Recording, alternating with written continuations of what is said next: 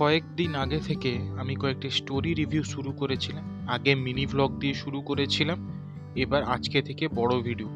তো আজকের ভিডিও নারায়ণ গঙ্গোপাধ্যায়ের লেখা টেনিদার সমগ্র থেকে কাক ও কাহিনী। তো প্রথমেই বেলার কথা জানতে পারছি। বেলা বসে আছে বাড়ির সামনে, খাচ্ছে ডালমুট, আর একটা কাক তাকে গভীরভাবে লক্ষ্য করছে। বেলা ডালমুট শেষ করে ঠোঙাটা ছুঁড়ে দিল কাকের দিকে এবং তাকে ছুঁচো বলে সম্বোধন করে। তখনই টেনিদা পাশে এসে বসে পড়ে। কাককে এমন উপমা দেওয়ায় টেনিদা রেগেই যায় এবং কাকের উপকারিতা নিয়ে একটি গল্প শোনে।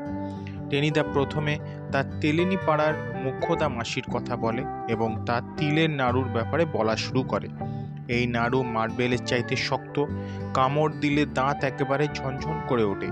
সকালবেলায় একটা মুখে পুরে নিলে চুষতে থাকলে সন্ধেবেলায় দেখবি ঠিক তেমনই বেরিয়ে আসবে।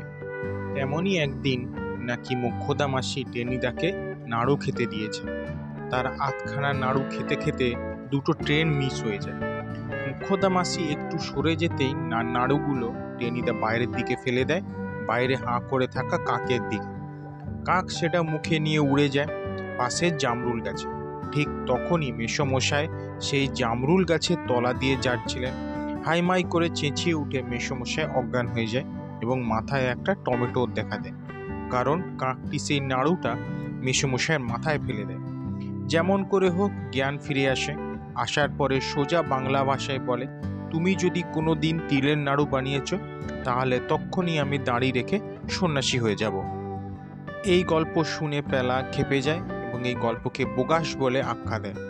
এই শুনে টেনিদা খেপে গিয়ে আরেকটি গল্প শুরু করে।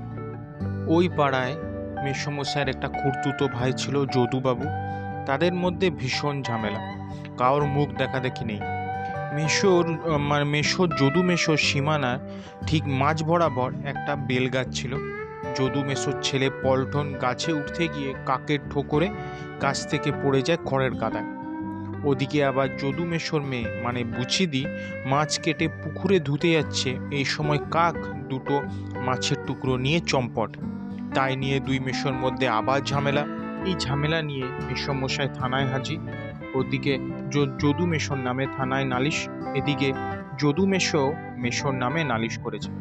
দারোগা বিকেলের দিকে প্রথমে এসে উঠল মেশোর বাড়িতে। দারোগা ছাদে গিয়ে যদু মেশোর ছেলে পল্টনের একটা ঝিনুক দেখতে পায়। দারোগা রেগে যায়। মাসি বাড়িতে দারোগাদের জন্য চা অমলেট বানিয়েছিলেন।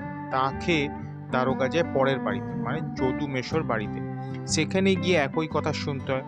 তার মাঝেই দারোগার সামনে আকাশ থেকে একটা চামচ পড়ল। এই চামচটা একটু আগে দারোগা অন্য মেশোর বাড়িতে গিয়ে চা অমলেট খেয়ে এসছে। এই সবগুলো কাকে মুখে করে নিয়ে এসছে। পরের দিন দারোগা দুজনকে থানায় ডাকলো এবং তাদের মধ্যে বন্ধুত্ব করিয়ে দেয়। টেনিদার সব গল্পের মতো এই গল্পের মধ্যে একটি হাসির টান আছে। নারায়ণ গঙ্গোপাধ্যায়ের সব গল্পের মধ্যে সব কিছু নিয়ে একটা হাসির রেশ থাকে। তাছাড়া গল্পের মধ্যে টেনিদার ষষ্ঠতর মামা মাসির মধ্যে একটা মাসির ব্যাপারে জানা যায়। তো ভিডিওটা কেমন লাগলো? ভালো লাগলে লাইক শেয়ার কমেন্ট করবেন, প্রচুর পরিমাণে কমেন্ট করবেন। আমি পরের ভিডিওতে রিপ্লাই দেওয়ার চেষ্টা করব, আর চ্যানেলটাকে সাবস্ক্রাইব করবেন।